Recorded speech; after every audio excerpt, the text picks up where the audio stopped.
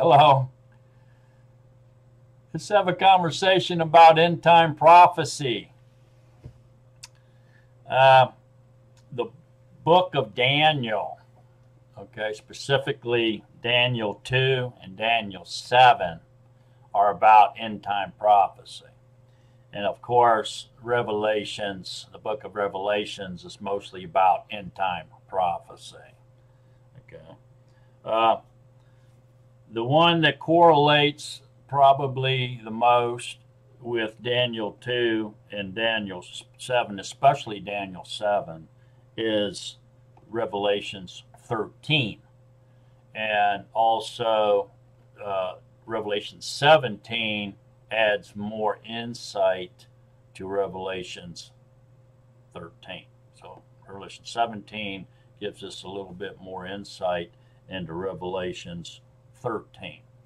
But without understanding Daniel 2 and Daniel 7, it's very difficult to understand Revelations, or Revelation, especially chapter 13 and 17, because they kind of, go hand in hand, and they help with understanding of the same prophecy, because they're just spoken just a little bit differently, or in more detail as you go on. But one of the main things that we need to understand is that there's many denominations out there that their uninformed teachers are teaching their students, or uninformed students, that Daniel 2, the prophecy in Daniel 2 and the prophecy in Daniel 7 are referring to the same prophecy, just in a different way, different angle. And that's not true at all. It's totally different. As we start studying through this, just kind of keep that in mind. And a couple of the things that stand out points that makes it easy for us to understand that Daniel 2 and Daniel 7 are not the exact same prophecy, but they do intermingle, especially toward the end. They do intermingle, and we're going to go over that, but they're not about the same prophecy. Daniel 2 speaks of empires or kingdoms at the particular time periods that will rule the world. They're going to rule the entire planet. They're going to be very powerful kingdoms. That's why they're represented in Nebuchadnezzar's dream. Okay, because they're going to rule the entire world, at least the world as it was known back then. And those kingdoms that are in Daniel 2 are no longer with us. Okay, so they've come and gone. Okay, that's probably one of the biggest points that we need to realize. And the other thing is that most uninformed teachers teach that there's only 4 kingdoms in Daniel 2, and so that they can jive with Daniel 7 when they say that they're the same, because there's only 4 beasts that come out of the sea in Daniel 7. But the truth is that Daniel 2 has 5 empires, individual empires, and really 6. Okay, and it's represented by the stone. It comes down and busts the statue all up. Okay. The kingdoms of Daniel 7 are going to be the kingdoms that are going to be on the earth at the time of the second coming. Here's a big difference. Daniel 2, those kingdoms are no longer on the planet. They've come and gone. Daniel 7 are the kingdoms or nations that are going to be, or the powers that are going to be on the earth at the second coming of the Messiah. Okay, there's a big difference. And then Revelations 13 kind of emphasizes or shows us greater, a clearer vision, if you will, of what's going to happen at the very end times, like the tribulation years, the final 7 or the final 3.5 years of tribulation, what's going to be going on. So it takes us right down to the nitty gritty. Okay. And they all, obviously all three, climax with the return of Yahusha. And that's how they intermingle. So the intermingling of Daniel 2, Daniel 7, Revelation 13, and Revelation 17 climaxes with the return of Yahushua HaMashiach and the destruction of man's politics and religions and the system of the beast, or the system of control that the devil uses to deceive the entire world with. Okay? And then Yahushua will rule for 1,000 years with his government and his system, and then, of course, the white throne judgment and eternity. You know. So anyway, let's get into it. And in Daniel 2, the scene unfolds with the king of Babylon had a dream, and he woke up. It's kind of, you ever have a dream? It was real intense, and you woke up, but you don't quite remember what it was. You just remember that it was, you know, a real intense and powerful dream. Well, that's what happened to him. So King Nebuchadnezzar had a dream, and he couldn't quite remember it. So he ordered his council, or his magicians, okay, or his advisors, who were the Magi, okay, at the time, and which included Daniel, that was living in the palace. Daniel was living in the palace. He was a Hebrew, but he was in captivity. It was during the Babylonian captivity time period of 70 years. And he ordered them to tell him what his dream was. So he wanted to know, what did I dream? And then interpret that dream, because it really bothers me. It bothered him quite a bit, obviously. Well, the Magi, or the magicians, or his advisors, response was, wow, you know, we've never been asked to do anything like this in the history of the Magi. And we can't do that. You know, we don't know. We can't tell you what you dreamed or interpret it, because we don't know what you dreamed, you know. And so it bothered the king severely, so he ordered one of his military guys, or executioner, whoever he was, to go round them guys up and kill them. And so Daniel would have been included in that. And so Daniel, when he saw the guy that was assigned to round up the Magi and execute them at the command of the king, he said, wait, you know, I can't tell you what he dreamed either, or interpret the dream that I know nothing about. However, I know Elohim, the mighty All, and he can do that, and I'll ask him to do that, and then I'll come and tell it what All, the mighty All, reveals to me. I'll come and reveal it to the king.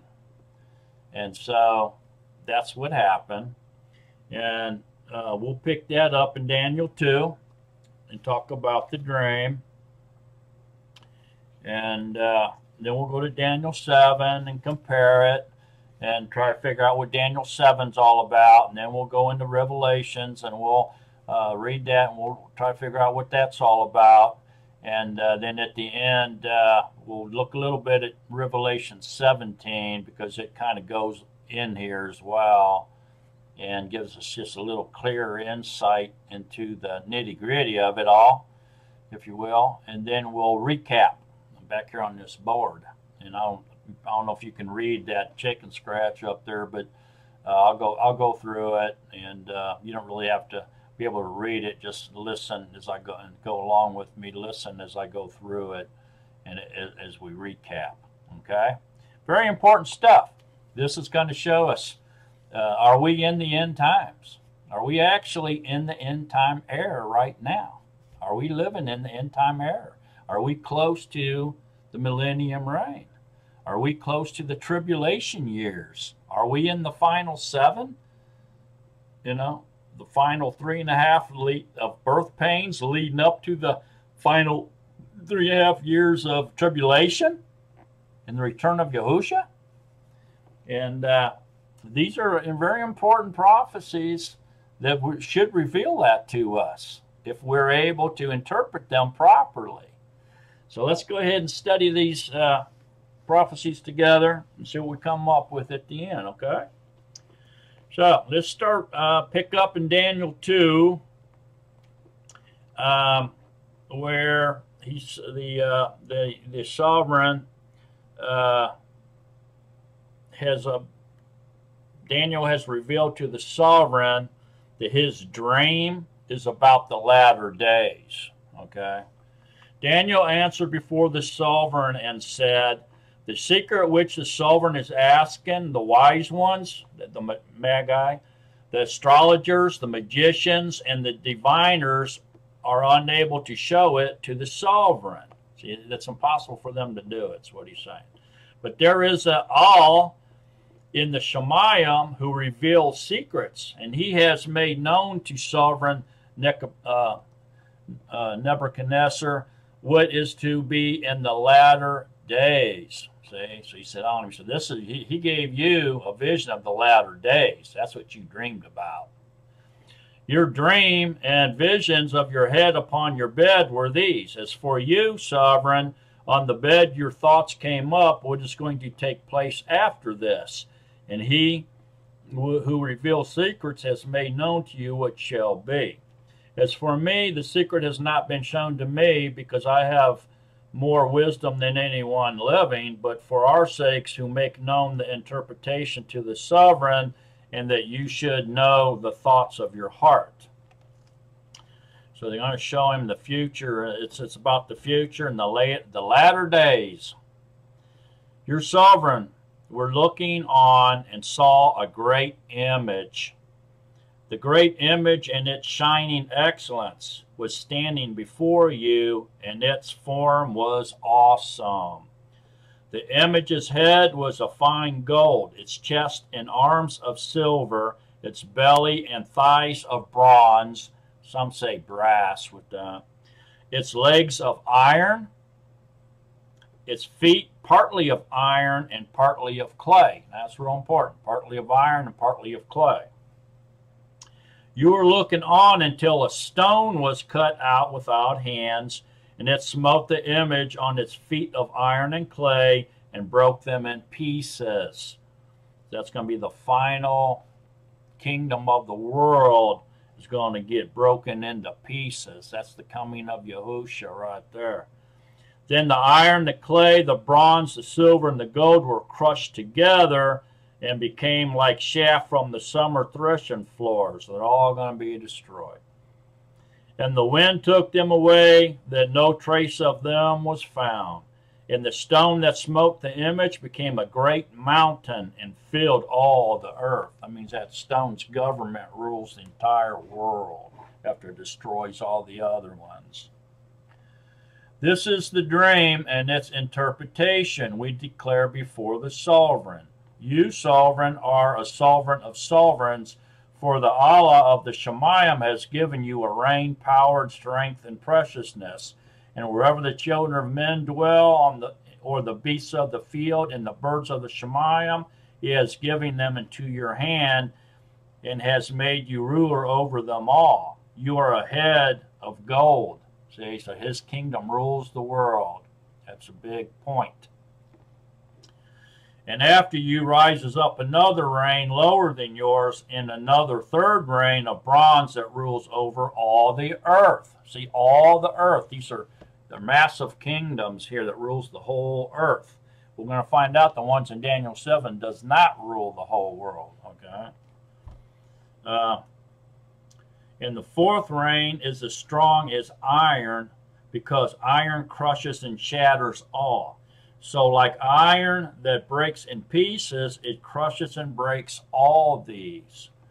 So it's going to be the most powerful kingdom. Yet as you saw the feet and toes, partly of potter's clay and partly of iron, the reign is to be divided. But some of the strength of the iron is to be in it, because you saw the iron mixed with muddy clay. So this is telling us that the feet and the toes are mixed with iron, which is the Roman Empire, and with clay, which is religious powers. So there's going to be two leaders, okay? Two leaders. And they're going to be called two beasts when we get into Revelations, okay? So, and as the toes of the feet were partly of iron and partly of clay, so the reign is partly strong and partly brittle. And as you saw iron mixed with muddy clay, they are mixing themselves with the seed of men, but they are not clinging to each other, even as iron does not mix with clay. And in the days of these sovereigns, the Allah of the Shemayim shall set up a reign which shall never be destroyed, nor the reign pass on to other people. It crushes and puts to an end all these reigns, and it shall stand forever. So it'll be the very last reign, will be the reign of Yahuwah. Because you saw that the stone was cut out of the mountain without hands, and that it crushed the iron, the bronze, the clay, the silver, and the gold, the great Allah has made known to the sovereign what shall be after this. And the dream is true, and its interpretation is trustworthy. So there we go. The first, the statue, the head of gold, is the Babylonian worldwide kingdom that controlled the entire earth at that particular time. After that one came the Medes and the Persians, represented by the silver. The chest and arms of silver. This is the reign that was going on when the finger of Yahuwah wrote on the wall. Okay, that was during that particular kingdom. Daniel also interpreted that writing, and that very same day, that kingdom was destroyed, Medes and Persians, and was given over to the Greeks, the Grecian kingdom, which is represented by bronze or brass. Some say brass. And that's emphasized in Daniel 8, by the way. But this is obviously Alexander the Great, okay? And this kingdom, after Alexander the Great's death, will be divided into 4 kingdoms given to his generals, okay? Anyways, then the fourth one then would be the Roman kingdom, which was a political system of control headed by the Caesar, and that's representative of the leg of iron, a very powerful empire that ruled the world, as it was known as of the known world back then. And then this is where they like to say that it stops. They say the iron and clay of the feet and the 10 toes mixed are the same thing as the Roman Empire. That's not true. Okay, so the fifth empire would be the Holy Roman Empire, okay, which came about around 800, okay. But the Holy Roman Empire is iron mixed with clay, which means there's two leaders that are controlling this empire, the Holy Roman Empire. One leader is political, the other leader is religious. So whoever the political king was, or the ruler of the Roman Empire was during that time period, or of Europe, was the political leader, or represented by the iron, and then the other when the religious leader, who was represented by the clay, they shared in the rule of the Holy Roman Empire. And of course, we all know that that religious leader was always the Pope from the Catholicism, whoever the Pope was. The Pope shared with the power and control with the political leader. That was the Holy Roman Empire. Okay, and now the sixth one is the stone that comes down and hits the feet of clay and the toes of clay and destroys the whole statue and gets rid of it. And so that's Yahushua's second coming, and he's the stone, turns to a mountain. That means he controls the whole world. His kingdom reign, the kingdom reign will be under his government, which there will be no end. Okay, that leads into the 1,000-year millennium reign, the white throne judgment, and eternity. So there will be no end to Yahuwah's kingdom.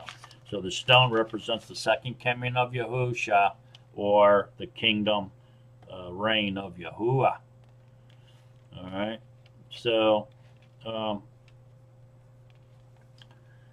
that pretty much explains Daniel 2. And so the one thing that I want to go back to real quick is Daniel 8. A lot of people, uninformed teachers, will say that Daniel 8 is a totally different prophecy as well.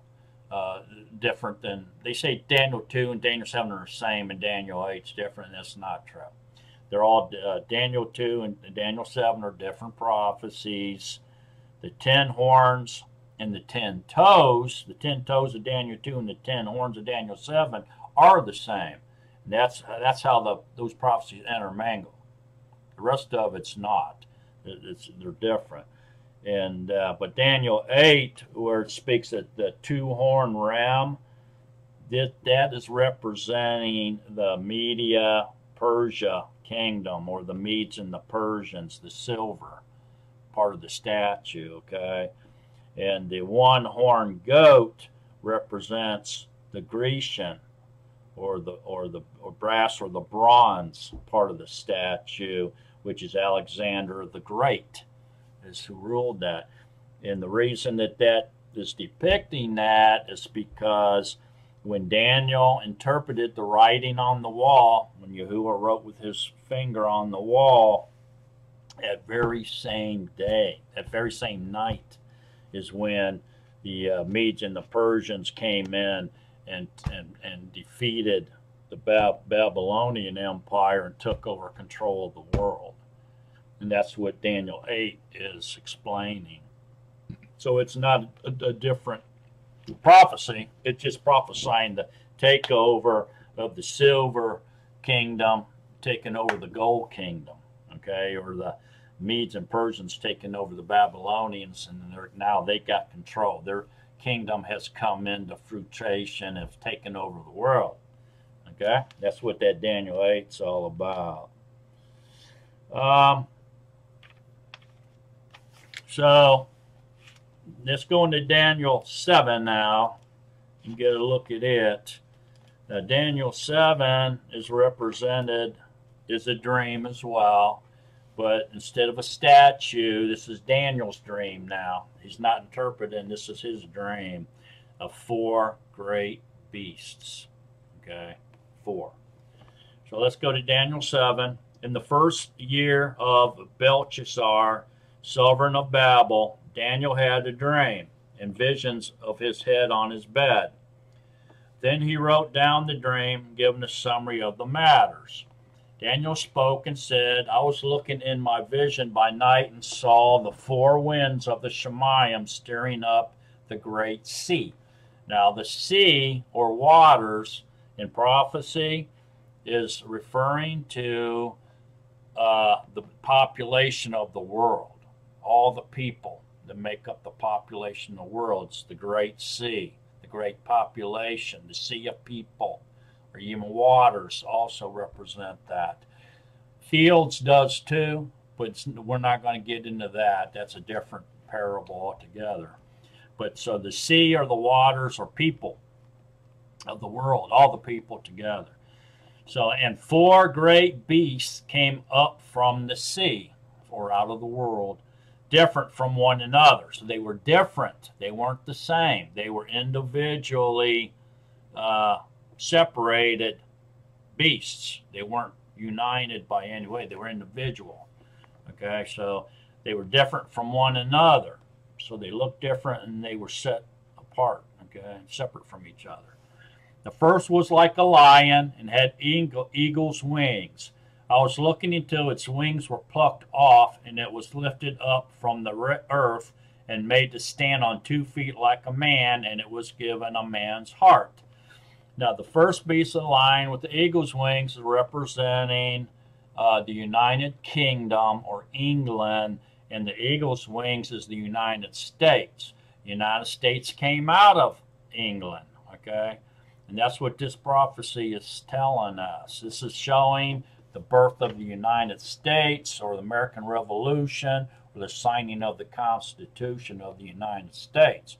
It also depicts Uncle Sam coming from the eagle, symbol of the bald eagle of the United States. Came forth the man standing on 2 feet, given the heart of a man. That's our military force, the greatest power on the face of the earth, the greatest military force that has ever existed, and it's represented by a man, and we know him as Uncle Sam. All right, so that's a prophecy right there.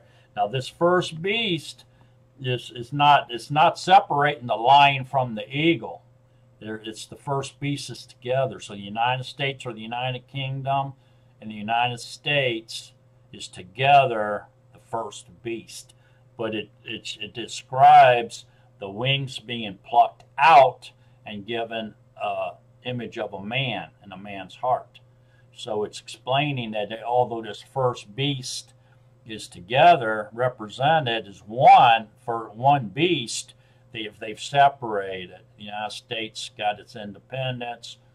The wings were plucked out of the lion because we came from England, and now we've also got another image of a man with a man's heart, which is Uncle Sam. See, so that's prophecy. That's accurate prophecy right there. It's if you don't know that the lion represents the United Kingdom or England, just Google it. I don't have time to get into that, but it does. Okay, the lion represents England, and of course the bald eagle represents us, and so does Uncle Sam, represents our military force. And see another beast, a second like a bear, and it was raised up on one side and had 3 ribs in its mouth between its teeth, and they said this to it, "Arise, devour much flesh." So the second beast is a bear, and obviously we all should know that the bear is Russia. Most everybody knows that. If you don't know the bear is Russia, then Google it. It's very simple to find it out. Just Google it. The ribs are probably a communist coalition, or one of Russia's closest allies, perhaps 3 of their closest allies. The ribs in the bear's teeth is probably what that stands for. But the bear itself is definitely Russia. Look it up if you don't know that. It is. And this I looked and saw another like a leopard, which had on its back 4 wings of a bird. The beast also had 4 heads, and rule was given to it. So here the third one is a leopard. Now the leopard represents Germany. Okay, it's got 4 heads and 4 wings. Now Germany has had 4 Reichs. We're in the 4th Reich now. It's in its 4th Reich. The first Reich, okay, was during the Holy Roman Empire, and then the Second Reich was during World War II, or World War I. The Third Reich is when the head was wounded, was during World War II, and then since the rebirth or the reunion of Germany back into one nation, because it was divided after World War II, is the Lion and the Eagle controlled Western Germany, and the Bear, Russia, controlled Eastern Germany. It was divided, so it was wounded. Now it's not. It's back being one nation, okay? So that could be the wound on the Third Reich, that it speaks about, because the leopard is definitely part of the end-time beast of control, which we will read about when we get to Revelations.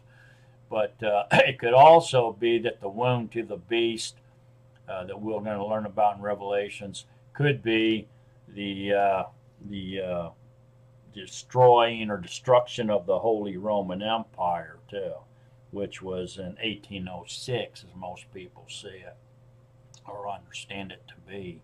But really and truly, it was never really dissolved or destroyed. Okay, it was always there, and it rebirthed. It was reborn, and the Holy Roman Empire actually exists in our era today. Okay, and it was reborn or rebirthed in 2009, and we'll get into that too a little bit more too.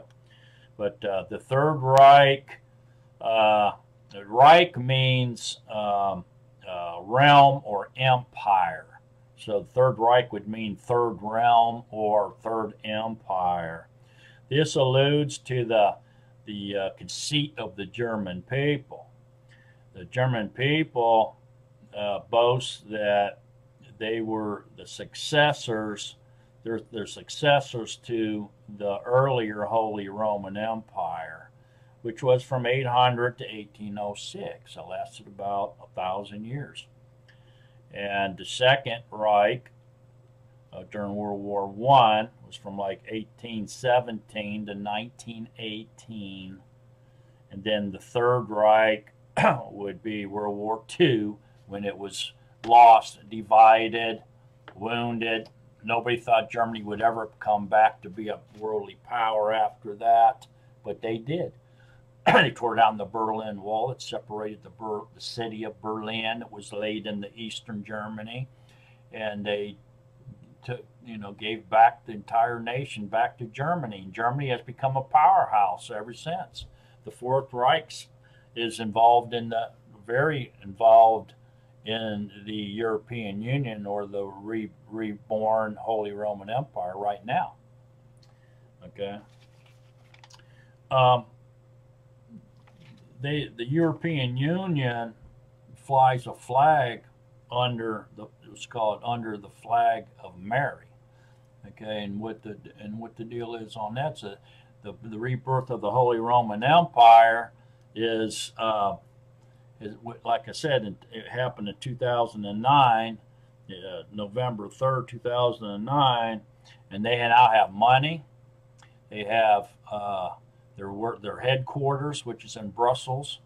They have the flag, they have their own military force and power, and so they're real. It's a real thing that's happened. Most people don't even realize that it has happened. Most people don't even know the Holy Roman Empire was reborn in 2009. But the flag is the 12 stars in the blue background, blue field.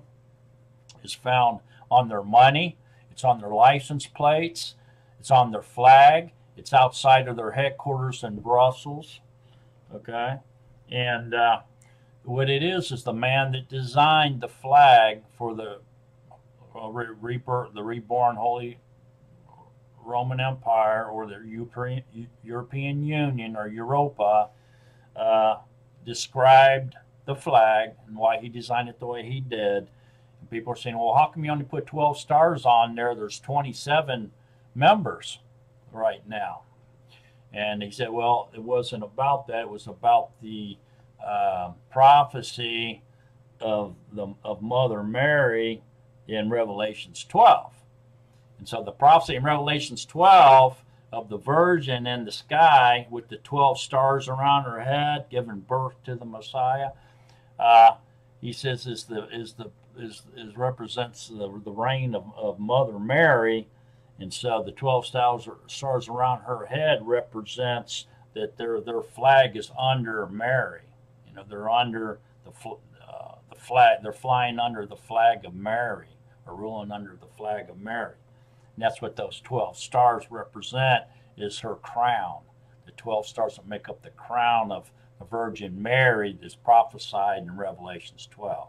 Now we know that now he's a Catholic, okay? So that there's, you know, Mother Mary is, the Catholics worship Mother Mary, okay?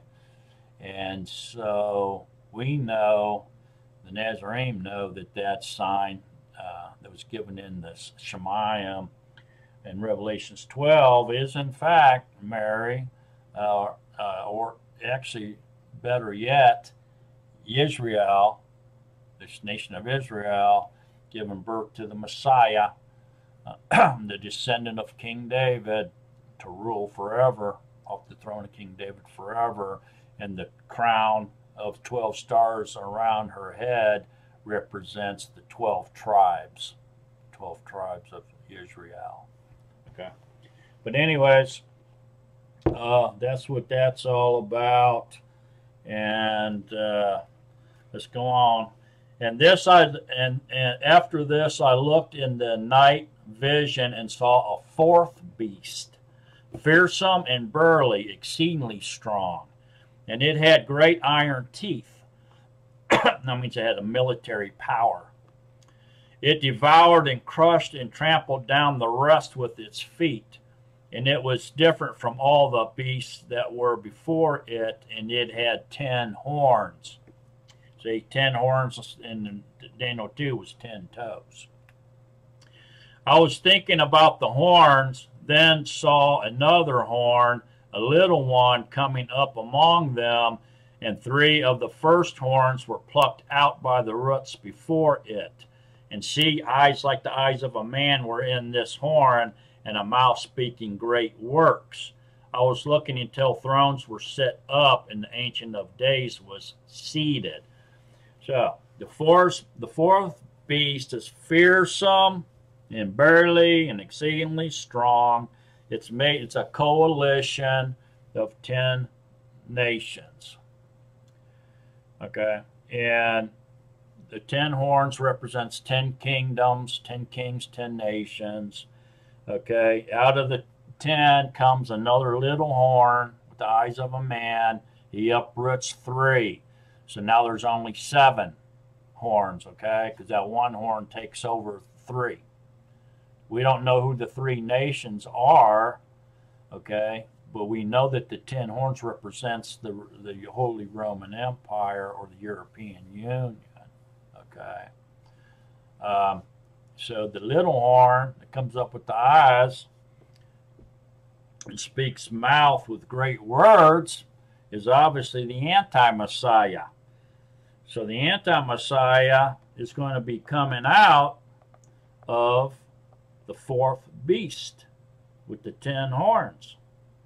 Okay, so obviously then the anti-Messiah is going to be coming out of the European Union, or the reborn Holy Roman Empire is where he's going to be coming out of.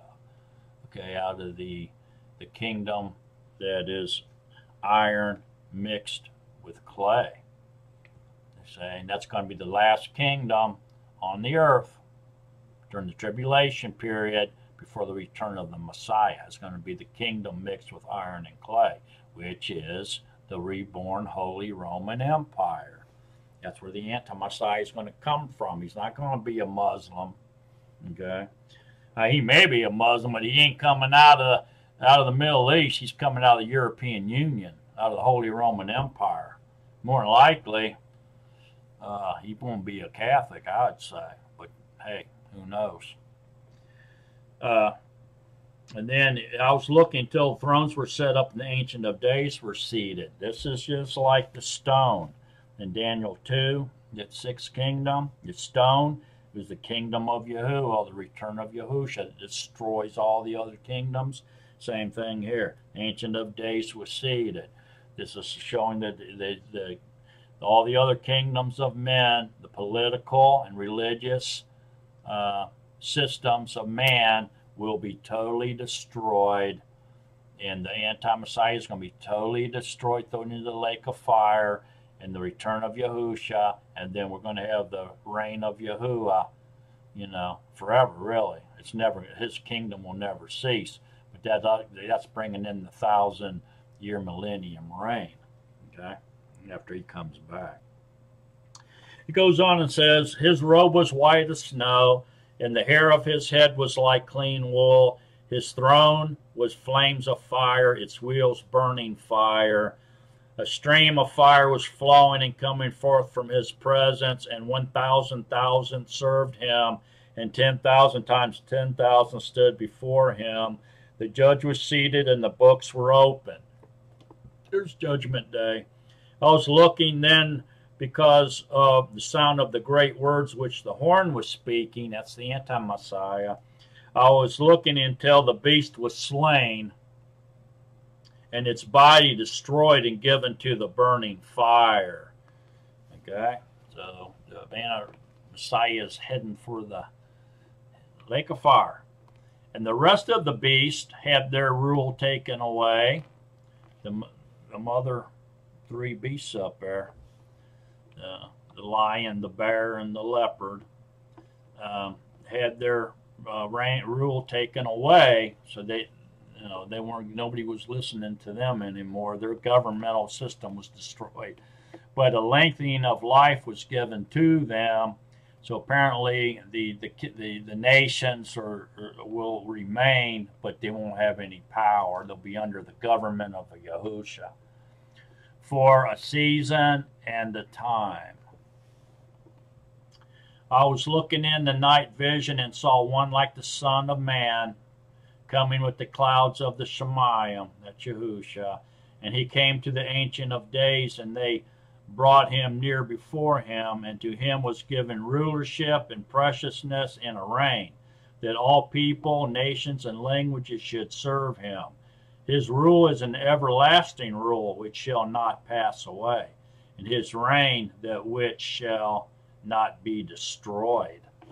See, so that's the last kingdom that's coming. Then the stone, it crushes all the other men's politics and religions. With the Ancient of Days, it comes down, crushes all men's politics and religions, throws the anti-Messiah into the lake of fire, and then we're going to live forever under the reign of Yahusha's government, the reign of Yahuwah. Yahuwah reigns. Hallelujah. Okay, so we see the difference. Daniel 2, the kingdoms are no longer here.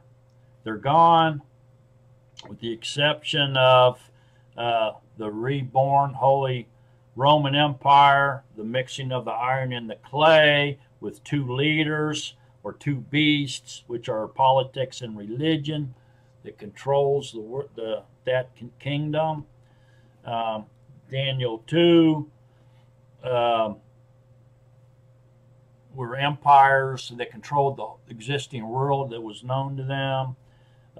Daniel 7 don't control the entire world, but they are the kingdoms or the nations that will be on the earth at the time of the second coming of Yahusha, in which he will destroy them all the government and religious systems of mankind and the devil, and throw them into the lake of fire along with the anti-Messiah and the false prophet. And then his government will reign forever. Okay? So, that pretty much, I think, covers Daniel 2 and Daniel 7. The 10 horns in Daniel 7 and the 10 toes in Daniel 2, okay, are the last 10 coalition of 10 nations, okay, that will be making up the Holy Roman Empire at the time of the second coming of Yahusha. Okay? That's what those represent. So that part of those two prophecies do intermingle, but the rest of them do not, because those kingdoms that ruled the whole world are no longer with us, and the other kingdoms do not rule the whole world, but they will be the ruling governments at the return, that are going to be on the earth at the return of Yahusha. Okay? And then it leads into the 1,000-year millennium reign, the white throne judgment, and eternity.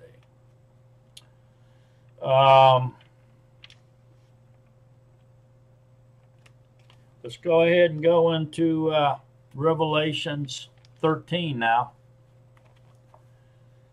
and study about it and its relationship to Daniel 2 and 7. Now, starting in Revelations 13, verses 1 through 4 is going to be explaining the system of control, or the Holy Roman Empire, or the system of control that the devil uses to deceive the entire world, which is also called the beast. Okay, so it's the religious systems, all the religions, traditions, all of man's governments, political systems, okay, make in the laity. So the clergy, the nobility, and the laity make up the beast of the world, okay? The systems of the world is controlled by Satan, and that's how he deceives the entire world, through this system called the beast. So then the next 5 through 10 verses will be describing another beast called the first beast, which is going to be the anti-Messiah. And this beast is going to take control of the beast system that the devil uses to control the whole world. And then verses 11 to the end of the chapter 13 will be about the second beast, okay, individual, which will be the false prophet, which will perform miracles and then tell everybody that his power and the miracles that he's performing is because he received the power to do them from the first beast, who controls the whole system of the beast. Okay, so 3 beasts. The system of control the devil uses to deceive the world. The first beast, anti-Messiah, an individual. The second beast, or the third beast mentioned, is the false prophet. Okay, so politics and religion controlling the Holy Roman Empire, the iron mingled with the clay. See that? So the anti-Messiah is going to represent the iron. The false prophet is representing religion in the clay. The anti-Messiah, the first beast, representing politics, the governments. Okay. The false prophet, the second beast, representing the religion or the clay. The clay and the iron mixed will control, okay, everything. We would control the Holy Roman Empire and the world at that particular time. So let's study about that real quick. Keep all that in mind. First of all, let's read about the reborn Holy Roman Empire and the system of control and how it all relates to Daniel 2 and 7. And I stood on the sand of the sea, all the people in the world, the population of the world, and I saw a behemoth, or a beast, coming up out of the sea, from out of the nations, out of the people, having 7 heads and 10 horns. And on his horns 10 crowns, and on his heads names of blasphemy. So the 10 horns, or the 10 nations, making up the reborn Holy Roman Empire, but there's only going to be 7 heads, because the anti-Messiah uprooted 3, remember, and took those 3 territories or kingdoms over. We don't know what those 3 kingdoms are, or who they are. It don't really tell us, but it tells us that he takes over control of 3 That's why there's only 7 heads. Okay, but there's still 10 kingdoms. That just one, the Messiah, anti-Messiah is controlling 3. That's why there's only 7 heads now. Okay, and the behemoth I saw was like a leopard. There's Germany again. And his feet were like the feet of a bear, Russia, and his mouth like the mouth of a lion, United Kingdom. And the dragon gave him his power and his throne and great authority. So the dragon's given the power and the authority and the control of the world over to this coalition. So now we find out that these beasts are no longer divided or individual. They're together. Okay, so it's a coalition of nations together as one kingdom. So they've come together and created one, which is the Holy Roman Empire or the European Union. And I saw one of his heads as having been slain to death, and his deadly wound was healed. And all the earth marveled after the beast. And they worshiped the dragon who gave authority to the behemoth or beast. And they worshiped the beast, saying, who is like the beast? Who is able to fight with him? But he's going to be very powerful. This coalition is going to be very powerful. The dragon is going to be the one behind it, giving him the power and the authority. He's the ruler of the earth, so he can give it to whoever he wants. And the head has been slain. Could be the Holy Roman Empire that was destroyed in 1806 and was reborn again in 2009. It says his deadly wound was healed. And it could be on the Third Reich, or the leopard, okay, that was Germany when it was split in half after World War II. And then became one nation again and was healed. Could be either one of those. I think it's the Holy Roman Empire, though. The rebirth. You know, the death and rebirth of the Holy Roman Empire. Dead and destroyed in 1806 and reborn in November 3rd, 2009, when they signed their constitution and created their constitution. So see, now they have a constitution. They're in headquarters in Brussels. They have outside, amazing fact is outside of that headquarters in Brussels is a beast, a horned beast. It's like a bull with a woman riding on it. The woman riding the beast right outside their doors in Brussels. That's amazing. That's going to jive with Revelations 17. But anyways, that pretty much describes the system of control or the beast, the Holy Roman Empire, reborn Holy Empire. Now, the next verses are going to describe the first beast or individual beast or the anti-Messiah. And he was given a mouth speaking great things and blasphemies, and he was given authority to do so 42 months. And he opened his mouth in blasphemies against Yahuwah to blaspheme his name and his tent. Well, his tent would be the incarnation or the Son, Yahusha, and those dwelling in the heaven, which are the rest of the Malachim. And it was given to him to fight with the set apart ones and to overcome them. And authority was given to him over every tribe and tongue and nation. So apparently he wins. A great war. It's probably World War III. You know, and he takes control of the world. Okay, through the Holy Roman Empire, through that coalition of nations. And all those dwelling on the earth whose names have not been written in the book of life of the slain Lamb from the foundations of the world shall worship him. So everybody's going to be worshiping the anti-Messiah, except for those whose names are written in the book of life before the foundations of the earth. If anyone has an ear, let him hear. He who brings into captivity shall go into captivity. He who kills with the sword will be killed with the sword. Here's the endurance and the belief of the Kodeshim, or set apart ones. Now, that's the first individual beast, or the anti-Messiah. Now it's going to start talking about the second beast, individual beast, or the false prophet. And I saw another beast, see, another beast, coming up out of the earth, and he had two horns like a lamb and spoke like a dragon.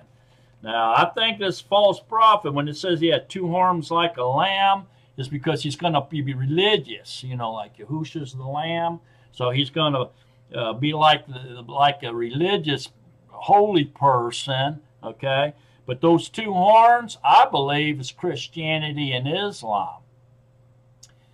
He's going to control, in other words, he's going to control the coexistence crowd, or the united religious organization, is what I believe. But the two horns are probably going to be the two big. If you take Catholicism and put all the runaway daughters back into it, is for Christianity. That's how I look at Christianity. It's the Catholics and the Protestants. Okay, the mother church and her runaway daughters, or her harlots, back into that group. There's your one horn, and the other horn's probably Muslims or Islam, because that's your two big. You put those two groups together, man, that's most of the religious people.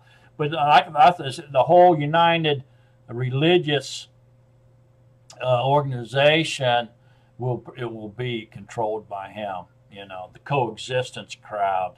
You know, all the religions universally together will be controlled by him. I think that's what the two horns represent. Because remember, he's the clay, the false prophet, and the iron legs of the iron mixed with the clay. The iron is the anti-Messiah, ruling the reborn Holy Roman Empire at the end times, right prior to Yahushua's return. And he exercises all the authority of the first beast, which is the anti-Messiah, in his presence, and causes the earth and those who dwell in it to worship the first beast, which is the anti-Messiah, whose deadly wound was healed. And so, possibly then that's speaking about the system of the beast controlled by the devil. And he goes and he does great signs, so that he even makes fire come down from the heaven and the earth before men. And he leads astray those dwelling on the earth because of those signs which he had given to do before the beast, saying to those dwelling on the earth to make an image to the beast, who was wounded by the sword yet lived. And there was given to him to give a spirit to the image of the beast, that the image of the beast should both speak and cause to be killed as many as would not worship the image of the beast.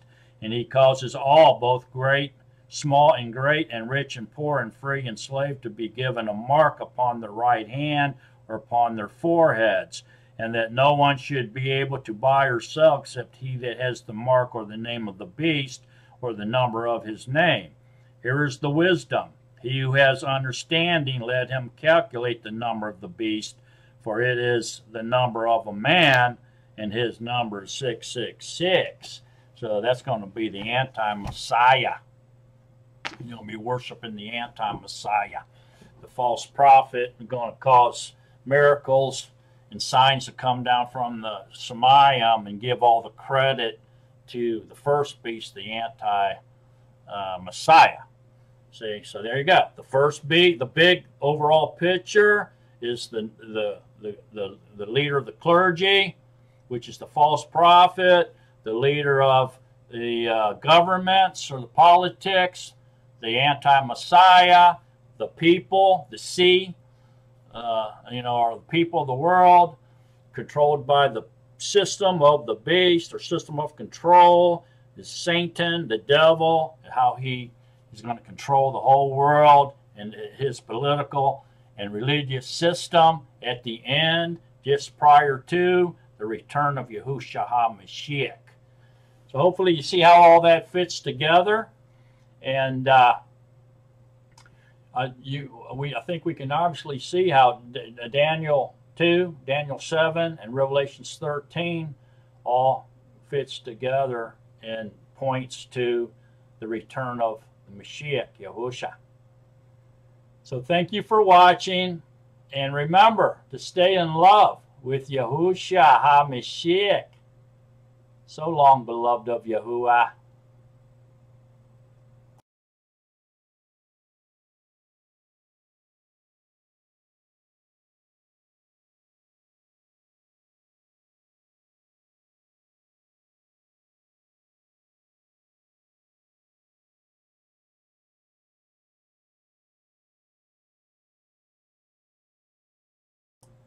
Bonus feature time. You thought I forgot about the board, didn't you? Okay, let's do a recap on what we've learned about Daniel 2, Daniel 7, and Revelations 13. And then maybe we can decide after our recap whether or not we are actually in the end time era. Okay, let's take a look. I know it's going to be, it's probably, I don't know if y'all can see this or not. Let me see if I can, maybe I can move it closer. There we go. If just listen to what I'm saying. I guess if you can't see it, that'll be all right. I'll try to explain it the best as I can.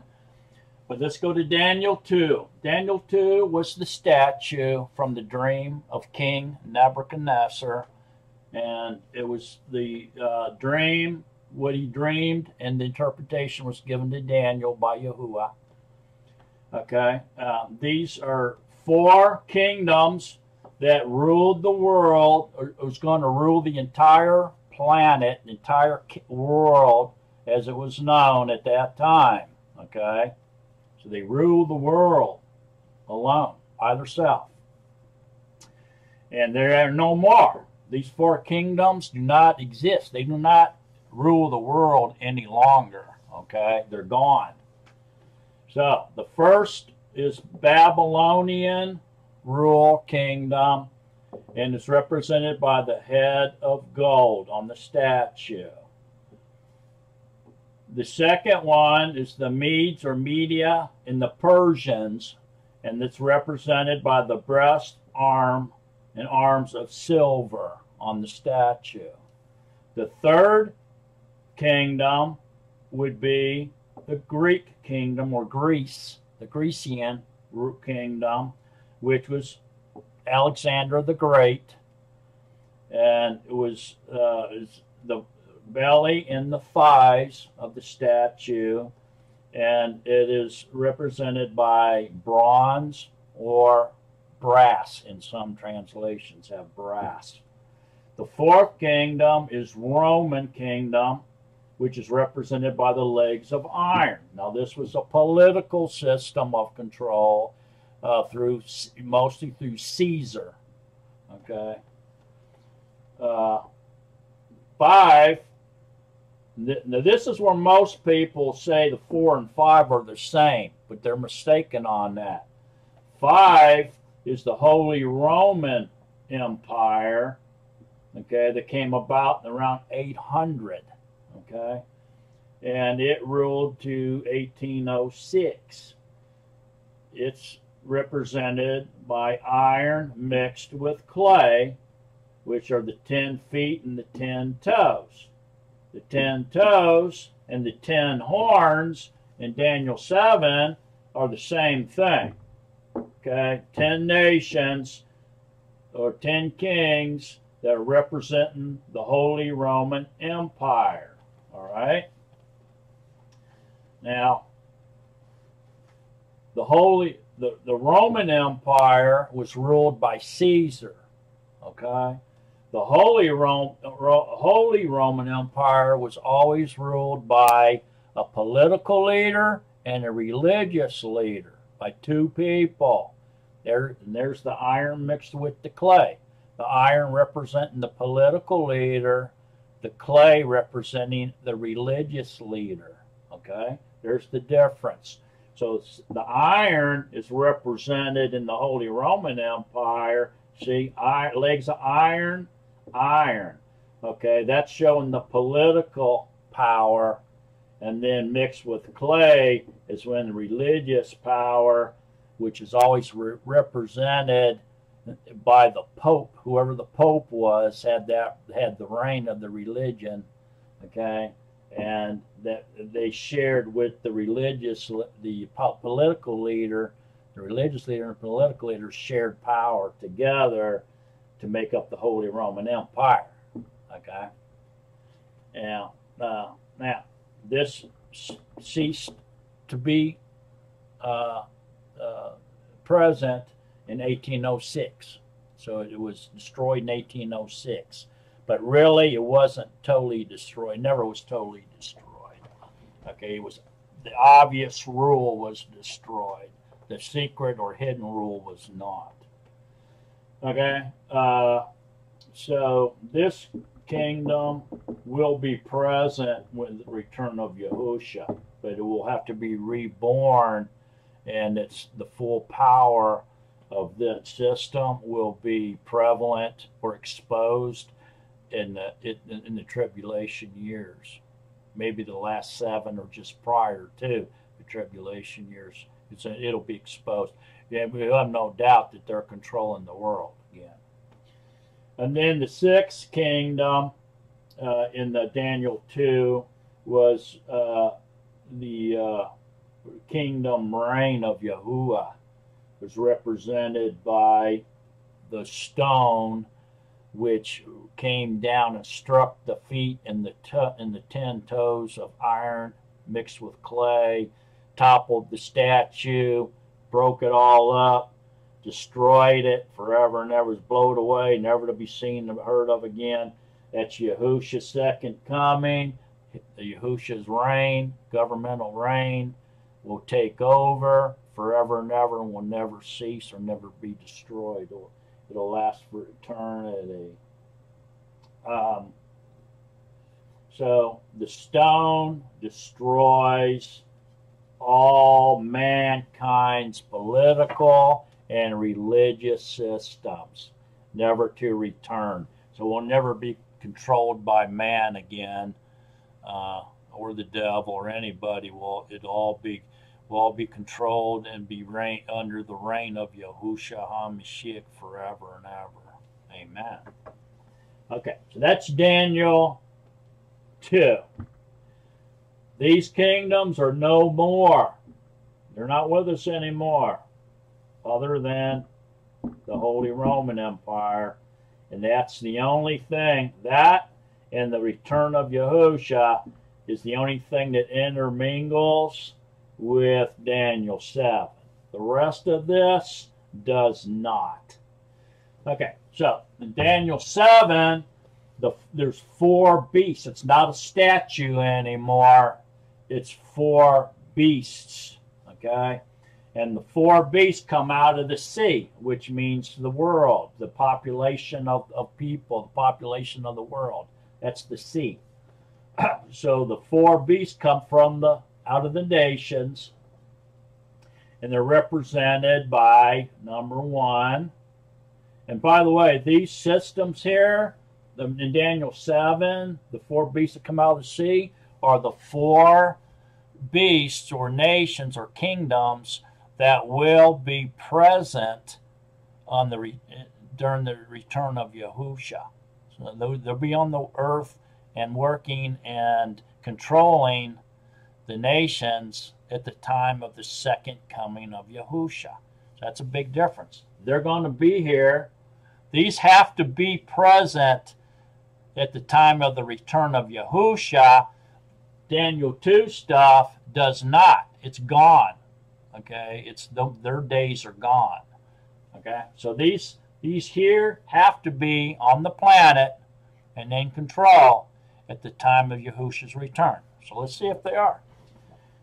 Number 1 is the lion, which is Great Britain or the United Kingdom. And I don't have time to go over all that, but you look it up yourself. If you don't believe it, look it up. It's always good to do your own research, Take my word for it. Look it up so you're confident in your own mind for what I'm saying to you. All right? So lion represents Great Britain or England. It always has. Everybody knows that. With eagle wings. The eagle wings is the United States that came out of England. So the lion with the eagle wings was represented together as the first beast. So it'll be the United Kingdom and the United States. The wings, the eagle's wings, were plucked out and given 2 feet like a man and a man's heart. So when they were plucked out, that's the Revolutionary War, or the signing of the Constitution of the United States, the birth of the United States of America, the 13 colonies. Okay, that's what that represents. So the eagle is no longer part of the lion. The wings have been plucked out, but they came out of the lion. The eagle came out of the lion. See? And given 2 feet like a man, man's heart, that's Uncle Sam. So the 2 feet like a man, given a man's heart, represents Uncle Sam, which is the United States military machine. Greatest military power to ever appear on this planet. It's represented by a man we know as Uncle Sam. He wears the red, white, and blue. Okay? So, number 1 beast is actually on the planet right now. United Kingdom and the United States. So that's here. Let's go to number 2. Number 2 is a bear with ribs in his mouth. Everybody knows that the bear represents Russia, and the ribs in his mouth is probably his allies. 3 of Russia's greatest allies in communism, you know, over there where they're at. I don't know who they are, but I'm sure that's what these ribs probably represent. It could be 3 leaders, the communist leaders too, but you know, who knows? But whatever the ribs are, doesn't really matter. But the bear is what we want to focus on. That bear is Russia. There's no doubt about it. Everybody knows that. So the bear, Russia, is on the planet right now. By the way, this beast number 1 and beast number 2 wasn't around back in Daniel 2, back during the Babylonian reign. These are modern nations. So this was prophesied a long time ago. Okay? And no one would know this. Who would know these prophecies except for the people that are in the end times? I mean, these nations weren't even born back then.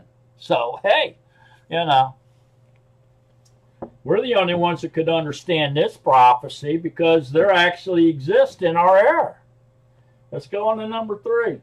Number 3, leopard with 4 heads and 4 wings.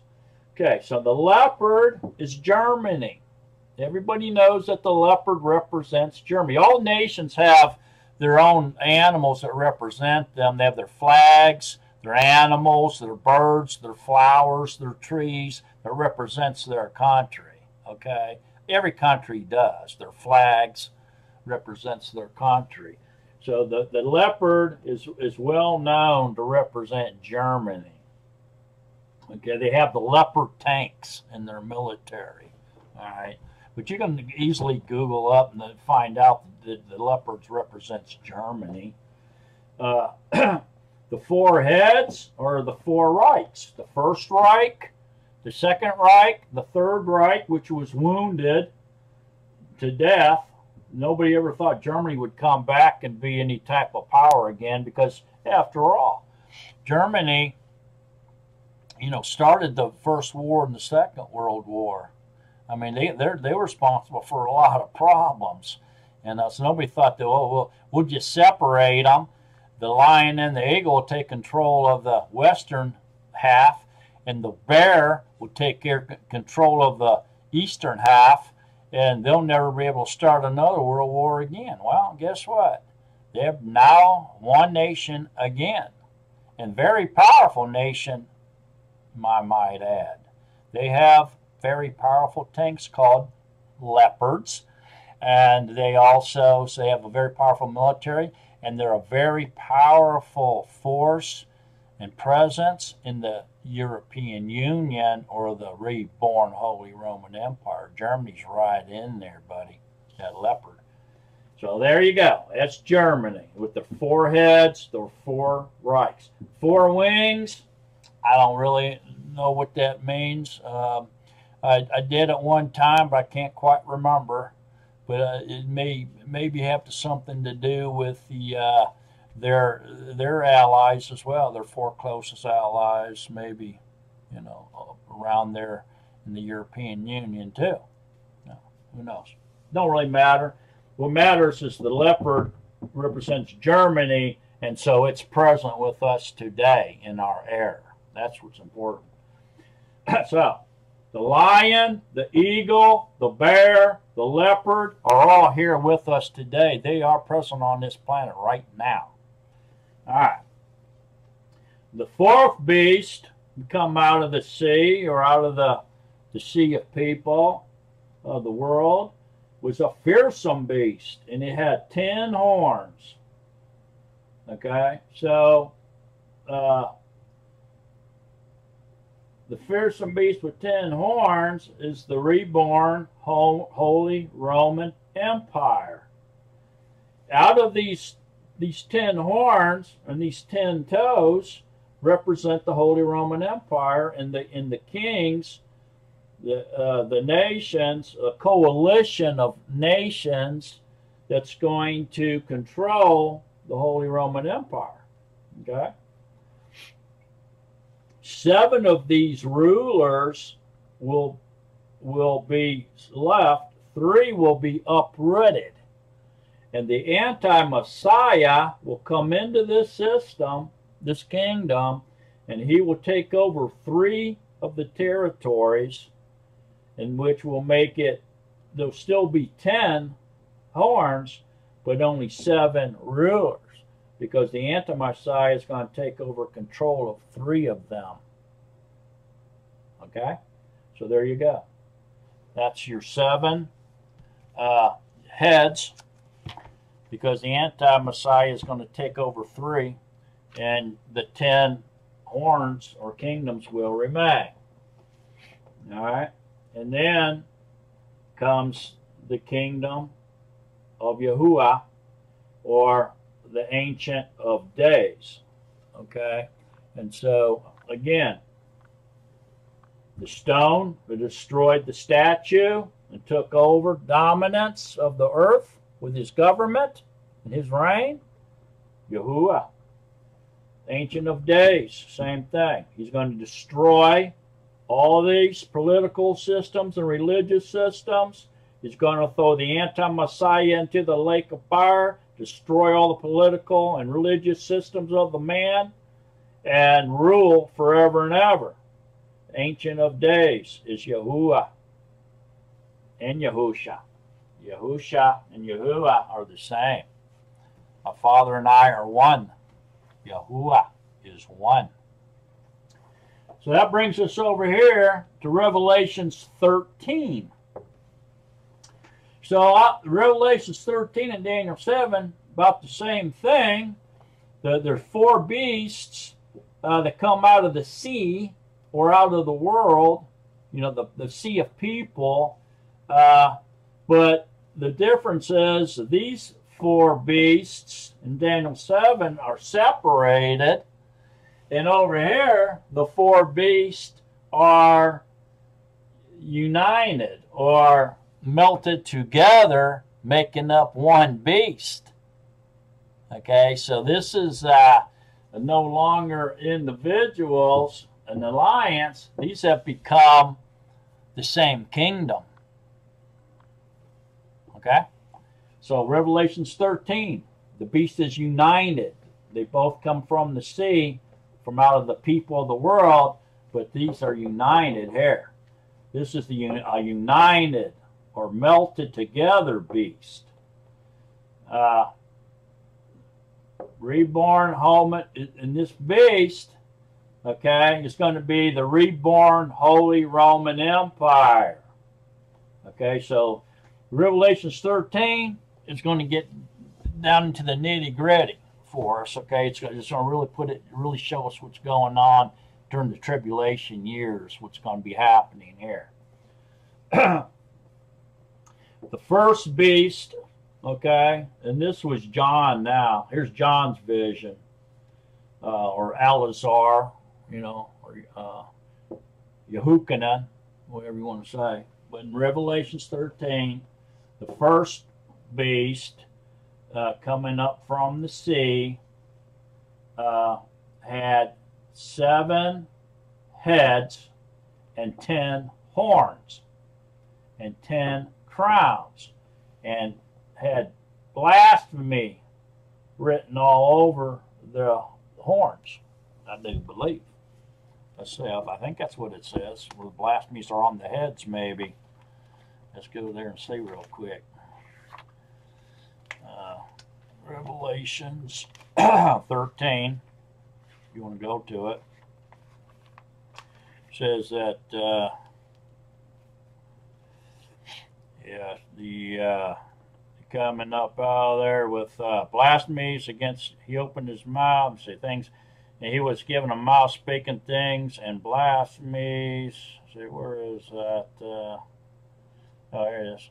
On his heads, names of blasphemy. Okay, on the 7 heads was names of blasphemy.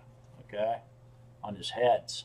So 7 heads were written blasphemies, which could be the names of all the harlots, the daughters, runaway daughters, or the whores. All the denominations that come out of the mother church. Could be the names of blasphemy, or it could be names of pagan deities too. Jesus, all the other ones. And then 10 horns had 10 crowns. So the 7 heads were the rulers of the 10 nations, because the anti-Messiah had taken over 3, but the 10 still remained. He just had charge of 3 of them, and they had 10 crowns. Okay, so they still ruled. They were kingdoms. So out of the beasts that came up from the sea, they were stuck together. They were melted together. They were united. The body was of a leopard. So there's Germany. The feet of a bear, there's Russia. The mouth of the lion, there's the United Kingdom. Whether or not the United States is included in that, who knows? But it's definitely included up here in Daniel 7 on the first beast. It includes United Kingdom and the United States. I don't know if they're included down here or not. They may not be, since they were plucked out. And it does say that the woman was given the wings of an eagle to help her in the wilderness. So and it says it's in Revelations 12:14. And the Asher was given 2 wings of a great eagle to fly to the wilderness, to her place, where she is nursed for a time and times and half a time from the presence of the serpent. So I'm going to say that that's, the United States protecting Israel. Asha, the woman, is Israel. The eagle, the wings of the eagle is given to her as the United States, protecting her for 3.5 years. Time and times 1 year, times is 2 years, or times is 2 years, 1 and 2, that's 3, and half a time's a half year, 3.5 years from the presence of the serpent, which is the devil. So that may be the first 3.5 years, or the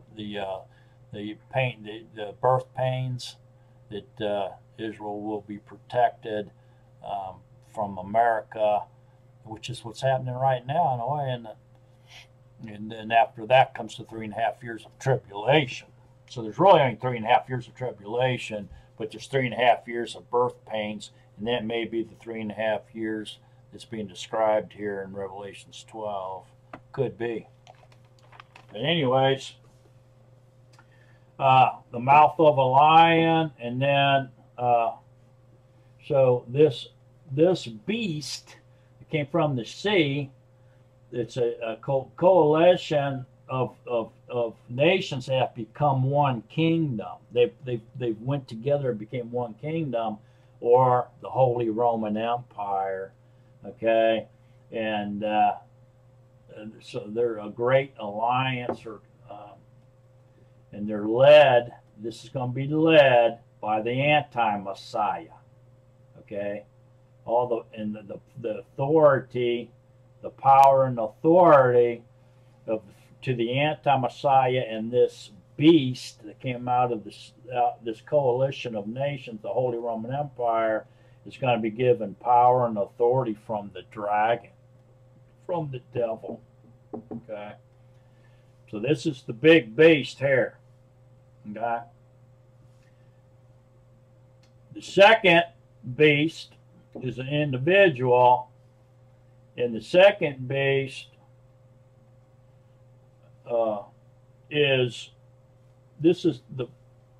it's just the main beast. Okay, the political and religious system, and the controlling the laity, the system of control, the deception. Okay, and the first individual beast, okay, is the anti-Messiah, and he's going to be given control of this powerhouse, political and religious powerhouse, or Holy Roman Empire, by the dragon. Okay, the second beast that comes up, individual beast, will be the false prophet. Okay, and he's going to have two horns like a lamb, and he's going to spoke like a dragon. So he's going to cause miracles and signs to come down, fall from the skies, and he's going to do great miracles and signs in front of the world. And then he's going to tell everybody that he got the power to do all that. It was given to him, but from the first beast, which was the anti-Messiah. And then he's going to cause everybody, all the religious people that he's in charge of, which I believe represents the two horns, the two great powerhouses, Islam and Christianity together, which will worship the beast, the anti-Messiah, and the beast system of control. The first beast, the anti-Messiah. And together, the first beast, the anti-Messiah, and the second beast, the false prophet, will control the reborn Holy Roman Empire together, iron mixed with clay.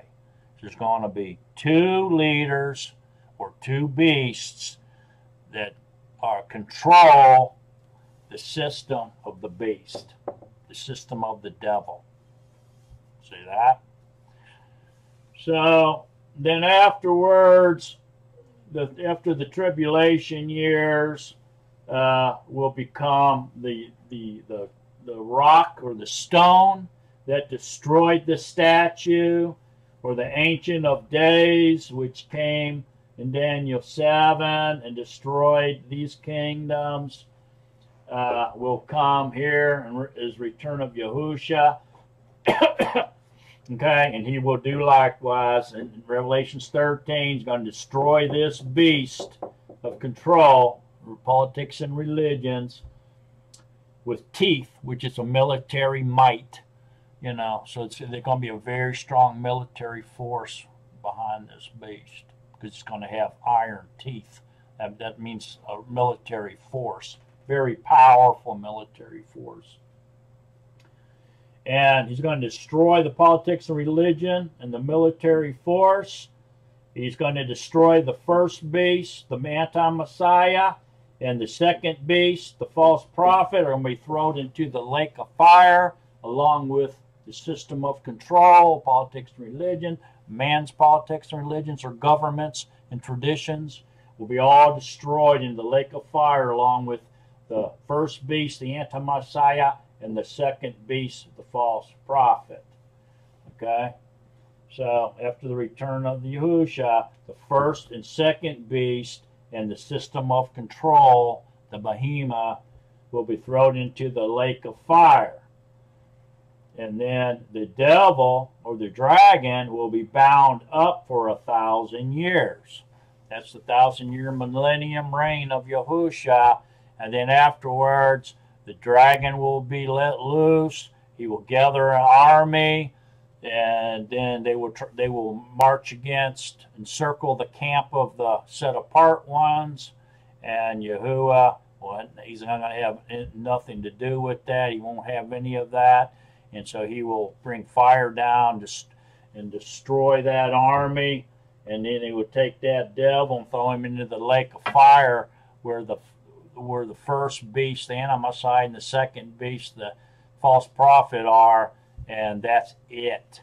Okay, then after that comes the white throne judgment, or the second resurrection, and then after that, eternity reign through the government of Yahuwah forever and ever. There will be no end to his reign or his kingdom.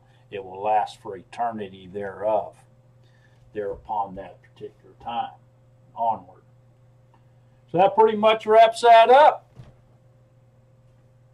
I hope that was enlightening, and whether you agree with my interpretation or not, I think that with what this is done, I mean, I think we can at least come into agreement that we are, in fact, in the end times, or the latter times era, because all those nations that are going to make up the Holy Roman Empire, the reborn Holy Roman Empire, are here on the earth with us right now. The Holy Roman Empire was reborn November 3rd, 2009.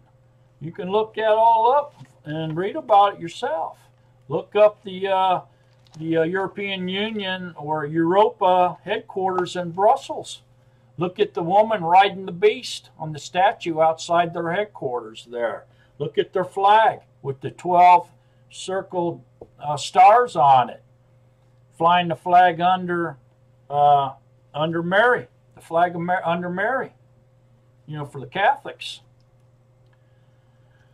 Do your own research, but I'm sure that your conclusion will probably be about the same as mine. Maybe not identical, but it should be very close. And so I think we should have convinced ourselves, or at least proven to a certain degree, that yes, we are in the end times.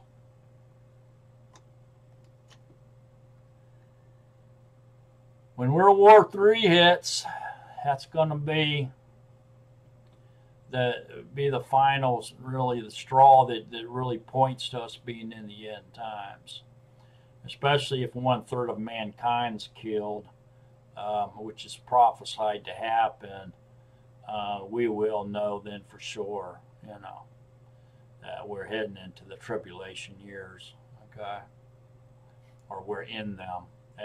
World War III could come in within the 3.5 year tribulation, or just prior to. We're not real sure, but it's going to be very close in proximity to the tribulation years for sure, if not right in the beginning of the final 3.5.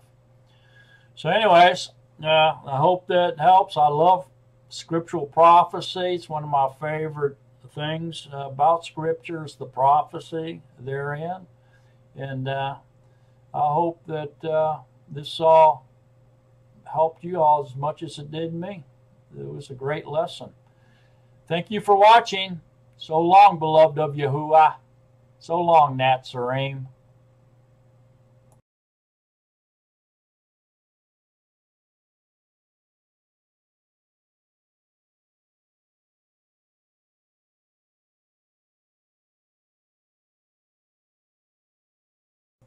Bonus feature 2 time.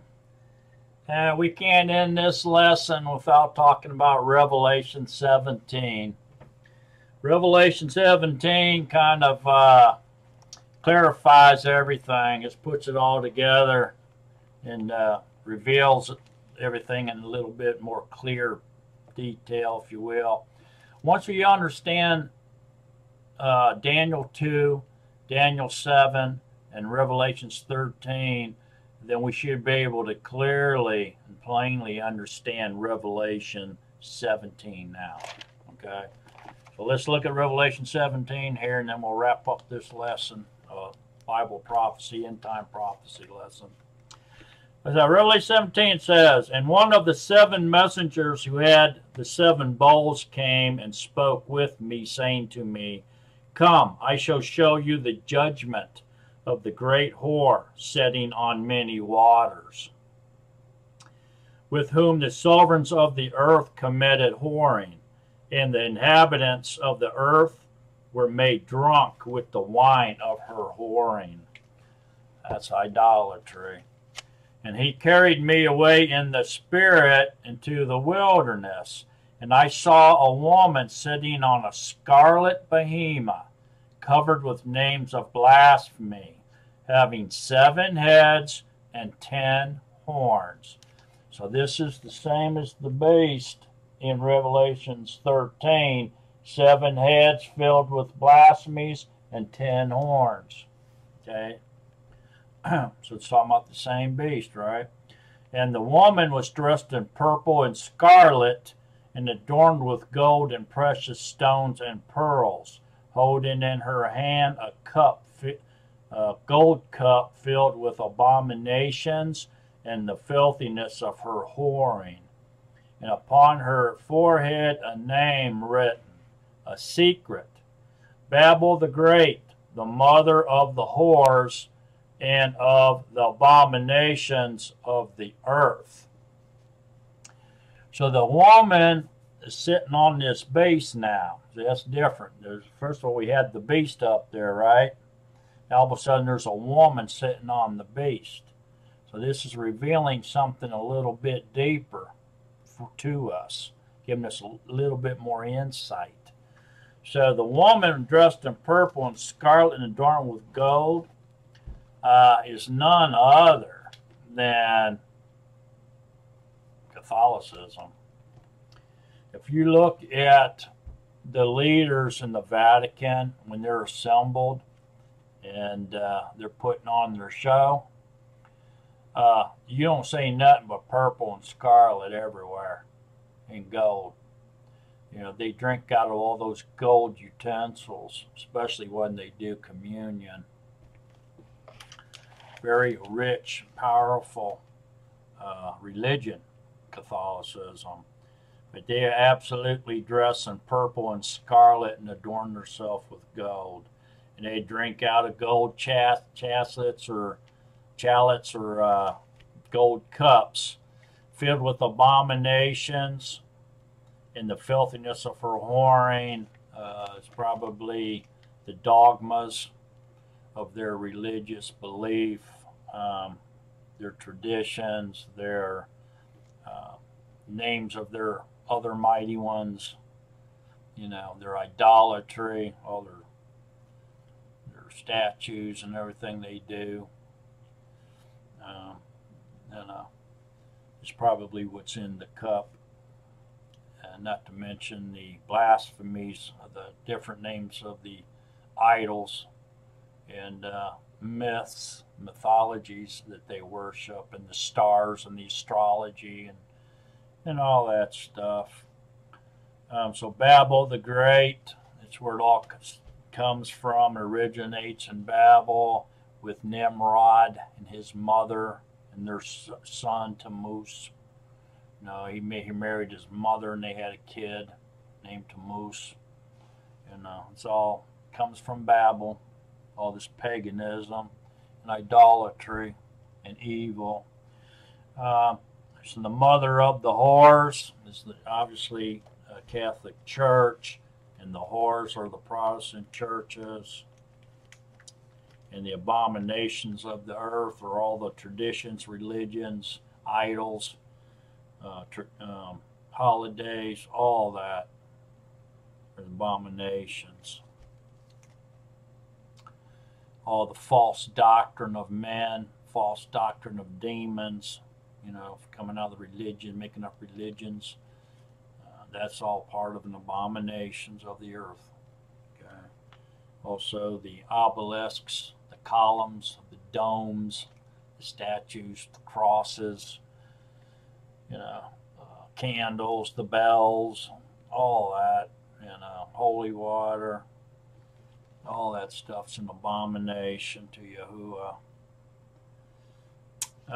So the beast that you saw was and is not. So you saw the Holy Roman Empire existed and is not. It was a destroyed, as far as visually anyway. Power was taken from it in 1806. And the Holy Roman Empire was very powerful. They ruled with an iron rod. You know, you read about the Holy Roman Empire and what they did to people during that 1,000-year reign is unspeakable. It's unspeakable. The Crusades themselves, what they did during those Crusades, that was ordered from the Pope, is unspeakable. Really, it's pretty heavy duty, nasty stuff. But anyways, the behemoth you saw was and is not since 1806, and is about to come up out of the pit of the deep and goes to destruction. So it's going to rise again, be reborn, and then it goes to destruction. It will be destroyed totally again forever. Okay. And those dwelling on the earth, whose names are not written in the scroll of life from the foundations of the world, shall marvel when they see the behemoth or beast that was and is not and yet is. Here is the mind having wisdom. The 7 heads are 7 mountains on which the Asha sets. Rome sits on 7 mountains. And there are 7 sovereigns. 5 have fallen, and 1 is. And the other has not yet come. And when he comes, he has to remain a little while. And the behemoth that was and is not is himself also the 8th, and is of the 7, and goes to destruction. Antichrist, the anti-Messiah, I mean. And the 10 horns which you saw are 10 sovereigns, who have not yet received a reign, but receive authority as sovereigns with the behemoth for 1 hour.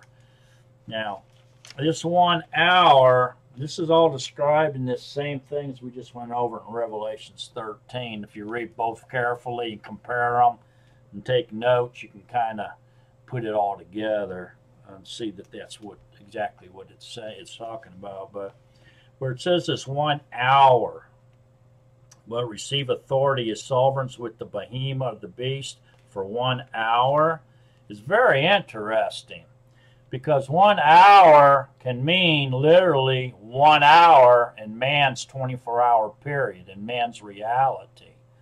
It can also be metaphoric for a short period of time. So the 1 hour could be just a short period of time, you know. Or it could be in reference to Yahuwah's timeline, which is 1,000 years equals 1 day in man's reality. And 1 day is 1,000 years in Yahuwah's reality. Okay? So in these prophecies, when it mentions 42 months, we know that that's a man's reality. 42 months means 3.5 years. Okay.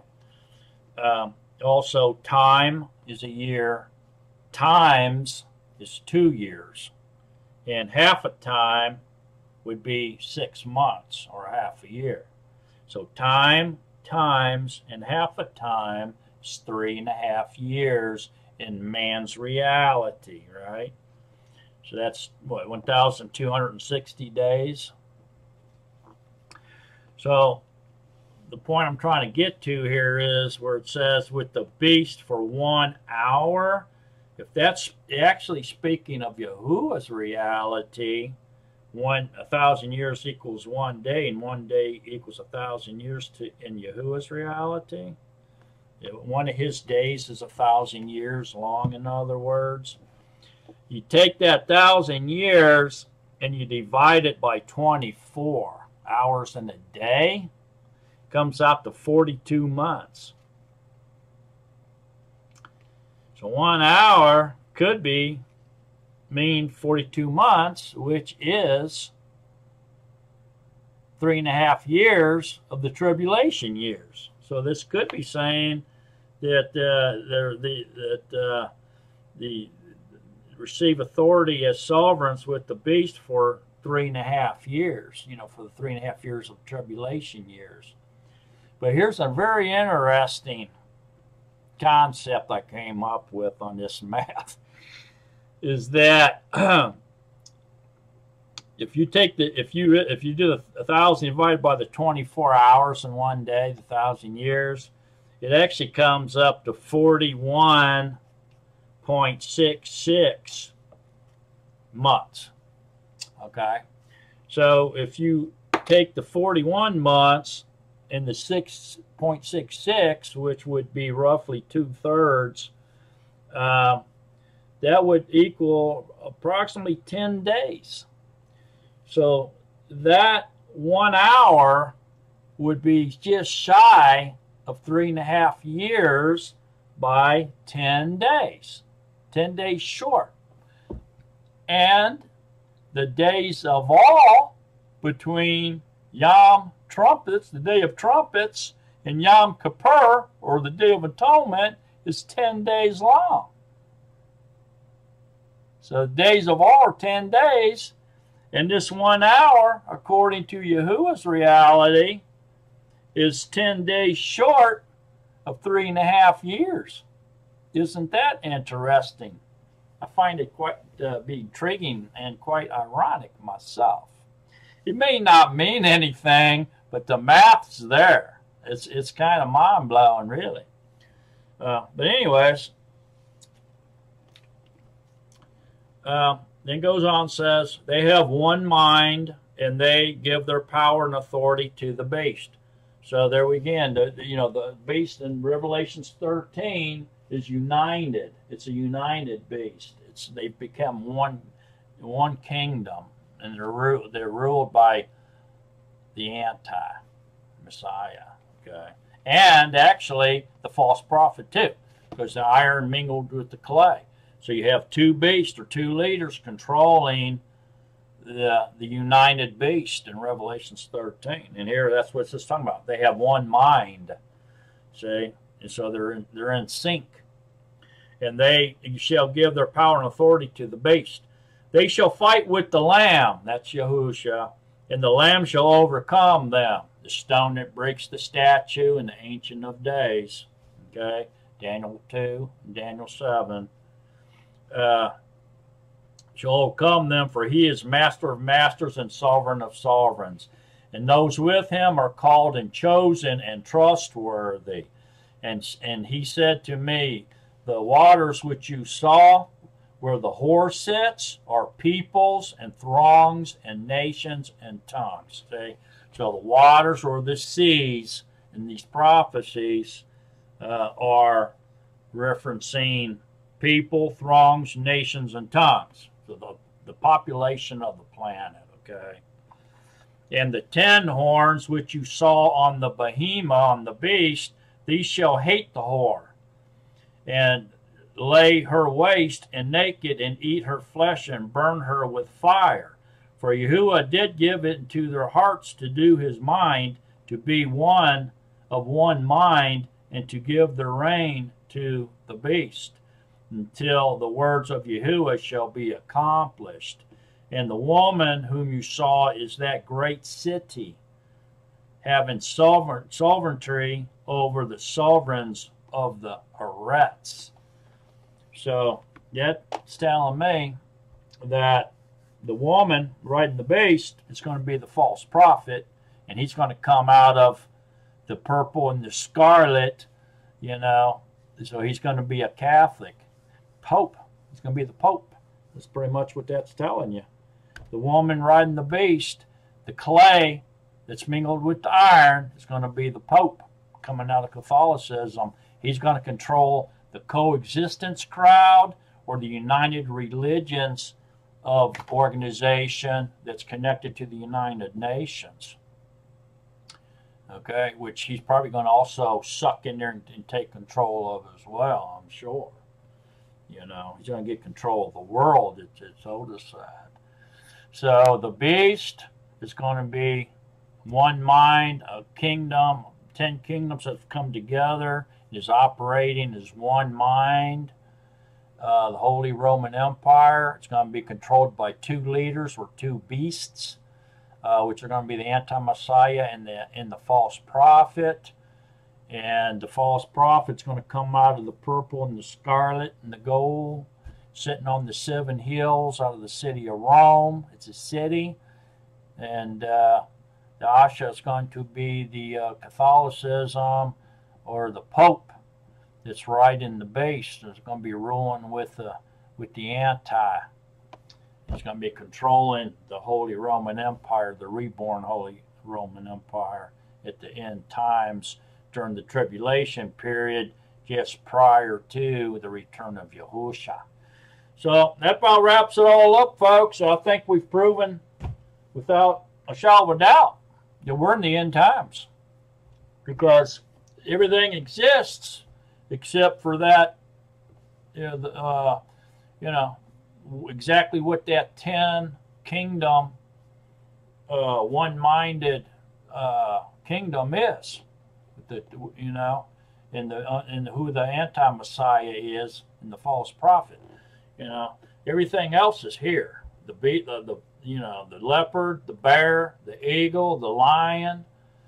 That's all here. The system of the beast is here. The rebirth of the Holy Roman Empire happened November 3rd, 2009. Look it up.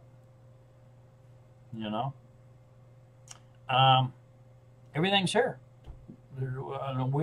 All we're waiting for is World War III and the unveiling of the anti-Messiah and the false prophet, and they're going to come out of that European Union. They have to. So somehow something's going to happen. Maybe after World War III, just like after World War II, you had that coalition, the League of Nations, which turned into the United Nations. It may something like that. Maybe what brings the bear, the lion, the leopard all together into one kingdom in mind, where the anti-Messiah is going to rise up and take control and just go nuts. Okay? But the devastation of a third of mankind dying, being started from an army of 200 million, will be such a devastating occurrence, that people are probably going to just be fed up to the point where they're going to say enough is enough. We can't have any more wars like this. We can't have, religions, no division. We got to get rid of all the division and eliminate any possibility of this ever happening again, which they tried to do, and that's how they were speaking after World War I and World War II. But they never accomplished that.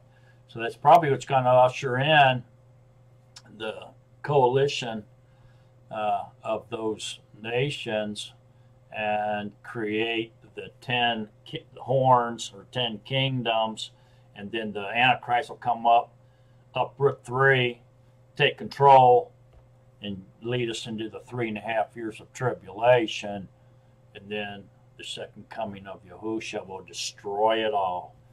Destroy the men's politics, religions, traditions, the beast, total beast system, the devil, the Antichrist, the false prophet, all have gone. Can't get rid of all that. All right, so I think we're close. How close? Time will tell. Thank you for watching, and I promise ain't no more bonus features. See you later, beloved of Yahuwah. And remember, stay in love with Yahusha. It's all about love, folks. It's all about love. So long.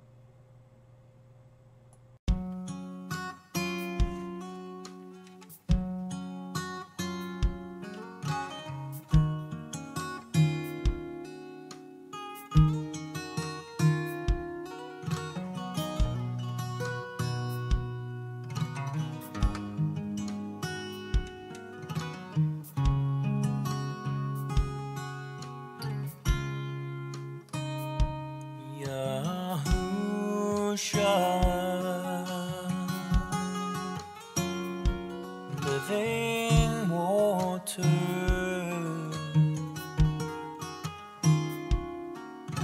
Baruch haba b'Shem Yahuwah.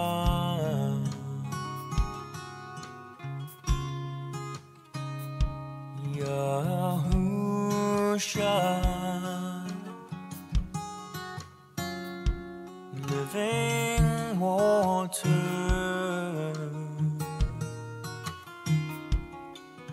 Baruch haba b'Shem Yahuwah.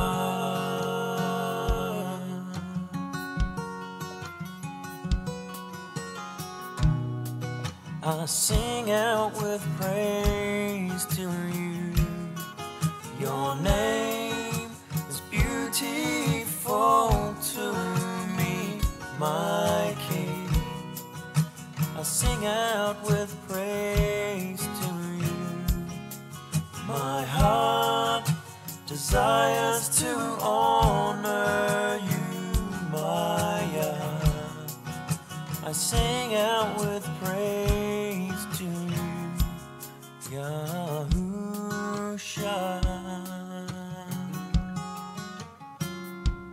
Living Torah, Baruch haba b'Shem Yahuwah.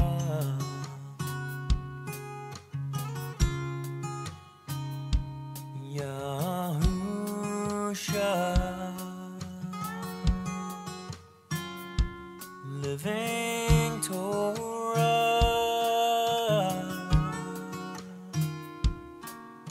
Baruch haba b'Shem Yahuwah.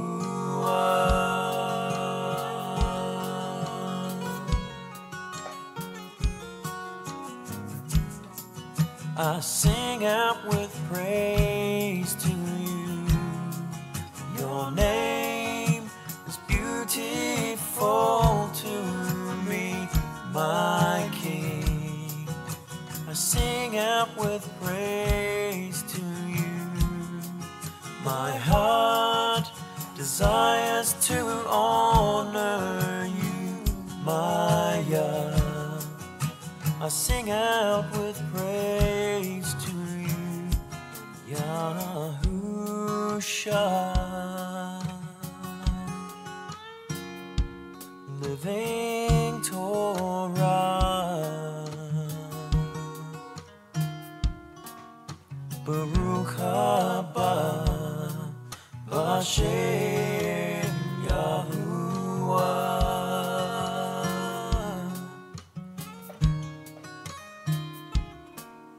Baruch haba b'Shem Yahuwah.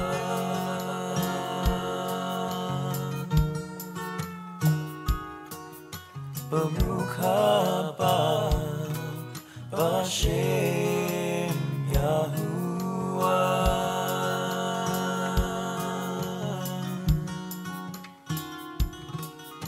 Baruch haba b'Shem Yahuwah.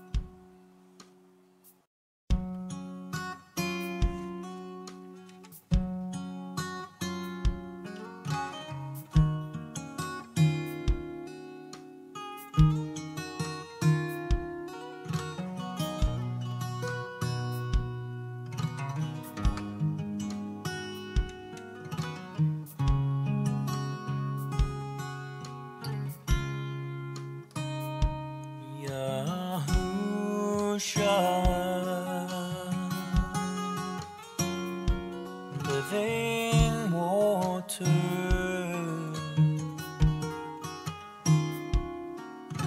Baruch haba b'Shem Yahuwah.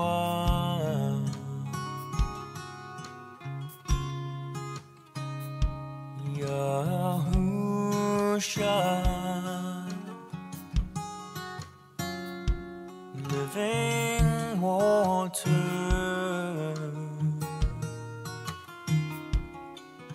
Baruch haba b'Shem Yahuwah.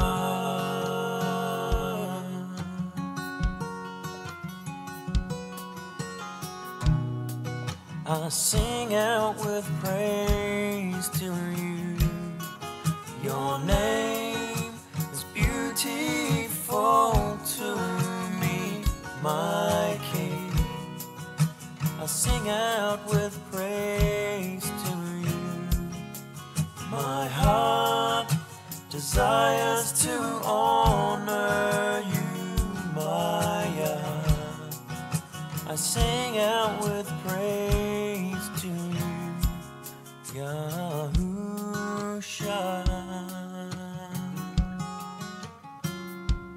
living Torah. Baruch haba b'Shem Yahuwah.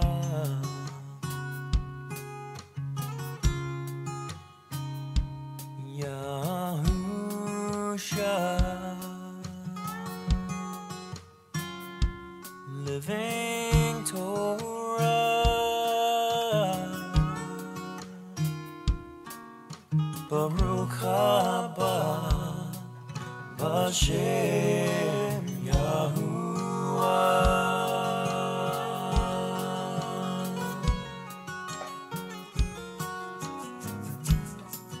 I sing out with praise to you. Your name is beautiful to me, my King. I sing out with praise to you. My heart desires to honor you, my God. I sing out with praise to you, Yahusha,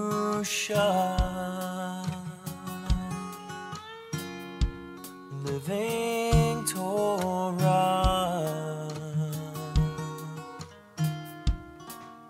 Baruch haba b'Shem Yahuwah.